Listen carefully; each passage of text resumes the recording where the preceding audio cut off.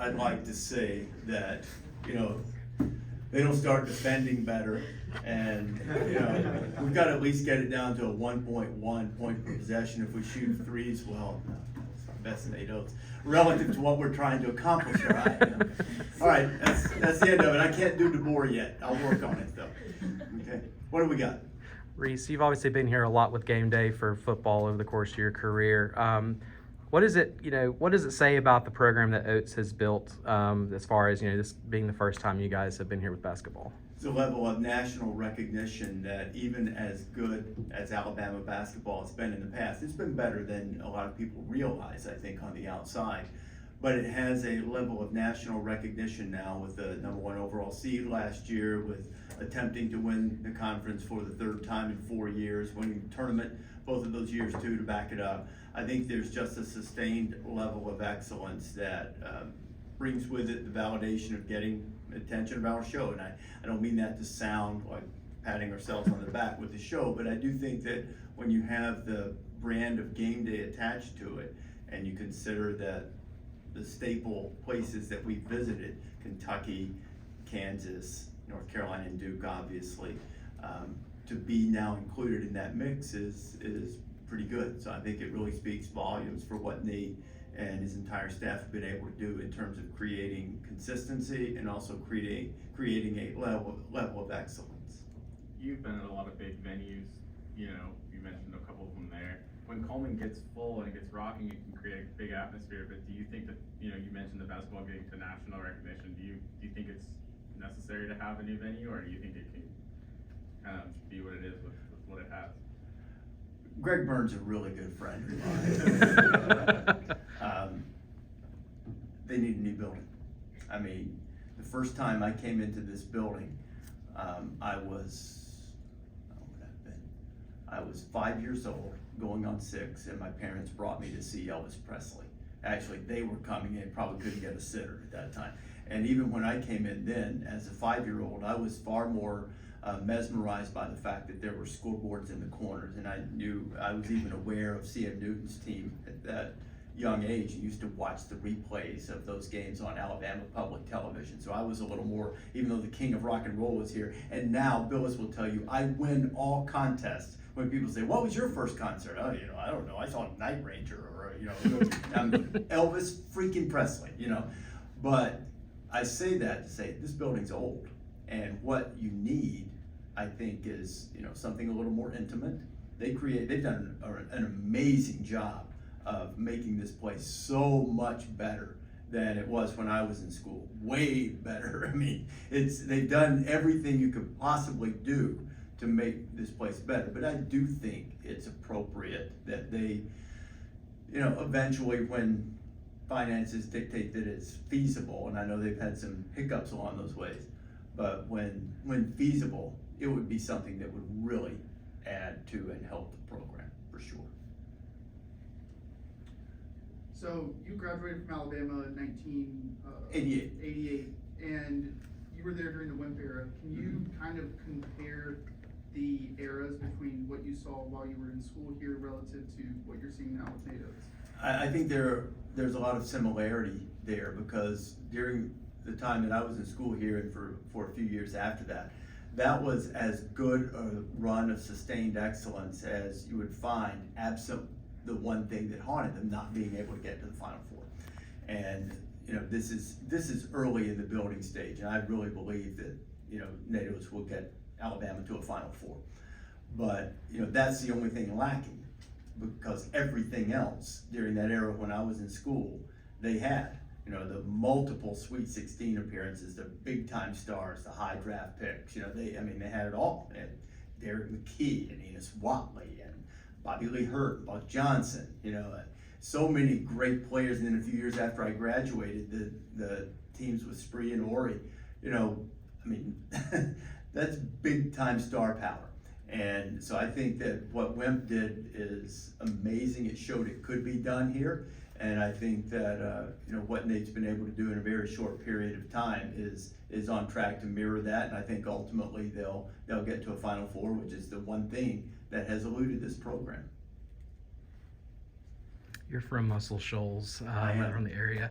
So is Mark Sears. Talk about just the season that he's having for Alabama.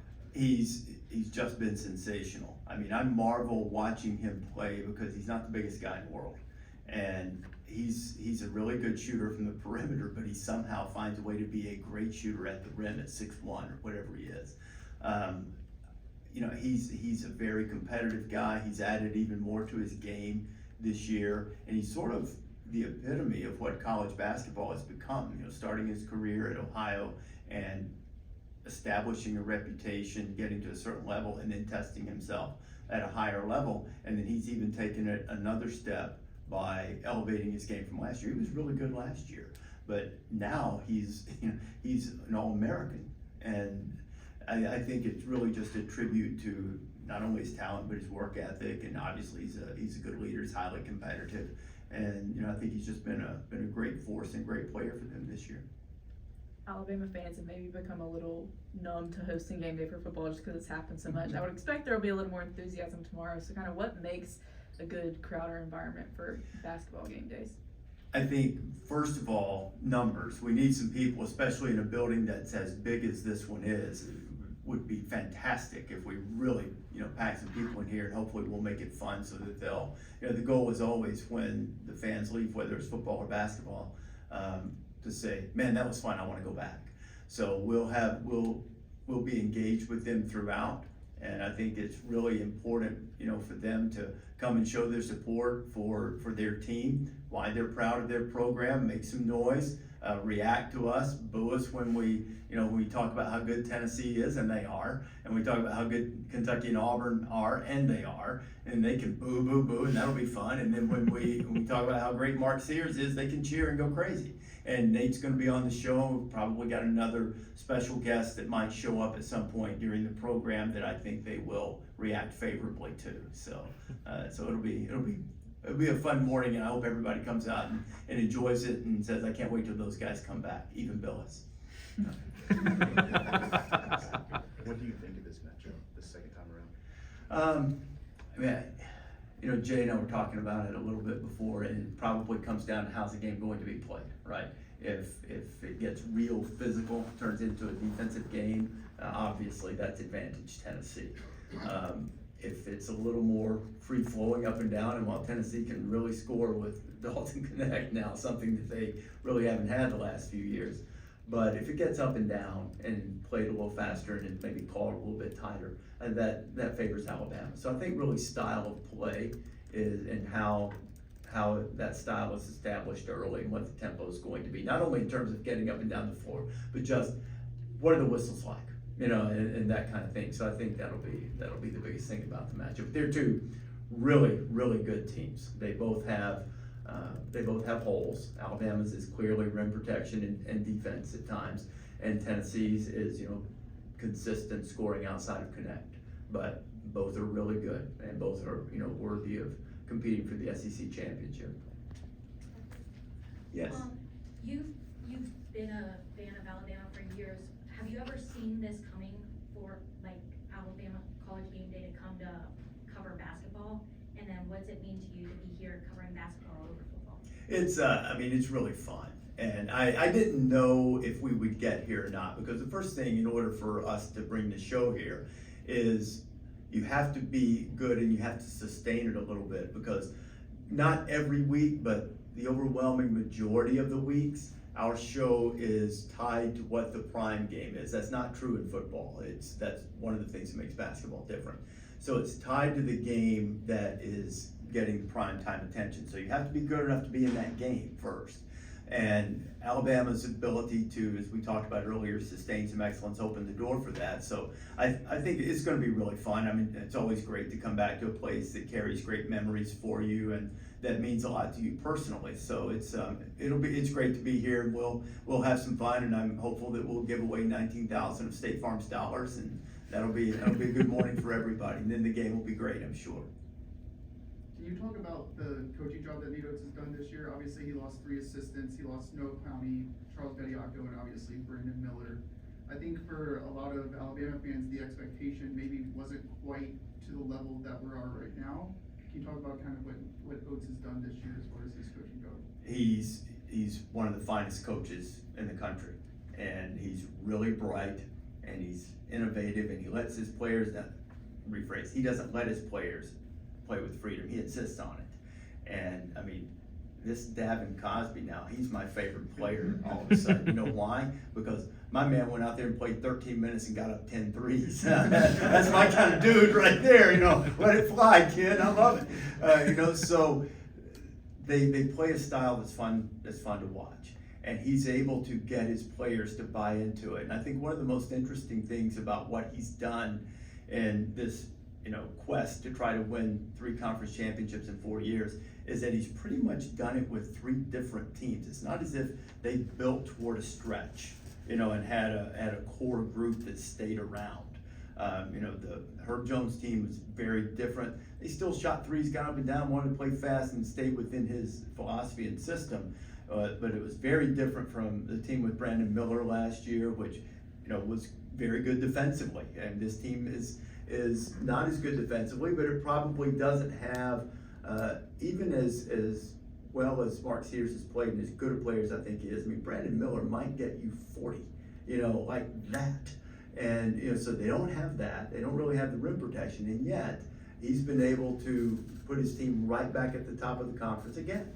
And it's really a testament, I think, to the way he plays, the way he gets his players to believe, to play with freedom, to play aggressively. They've done really well bouncing back from what might otherwise have been significantly demoralizing games, which I think is also the mark of a really good coach. I mean, I characterized him earlier this week talking with someone as a rising star, and then corrected myself. I said, you know what? I don't think he's rising anymore. I think he's just a star coach. He's excellent. He's done an excellent job here.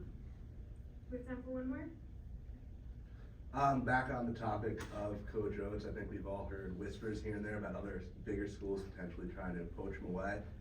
What, if anything, do you think it would take for the university, for Greg Byrne, to ensure that Coach Oates stays here long term?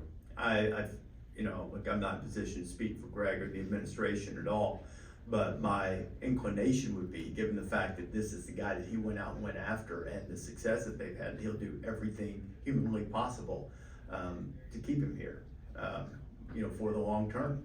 And, it's the way college athletics are changing right now. There will always be a draw for a coach. I mean, just look across the way of football. Kalen DeBoer had a really, really good job. Really good job. Washington's a really good job. You can win the national championship at Washington, clearly, because they were 1 game away from doing it last year.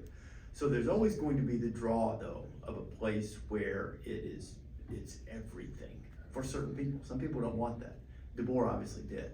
And then there's also the draw of making it everything in your own image. So a lot of that will come down to what Nate wants to do, right? I don't think that he'll leave Alabama because they, at any point, because they didn't do something. I don't think. I think they will do everything in their power to make sure that all suitors will have formidable competition to keep him. Because here's one true thing. If you guys remember this from me, your time with me will not have been ill spent.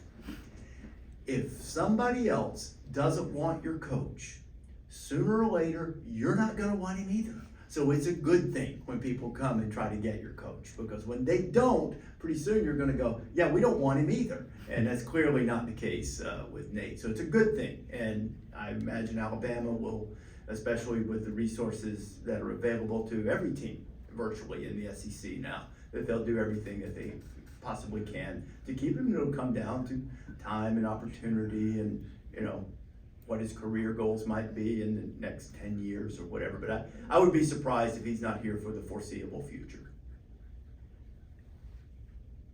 Okay, good.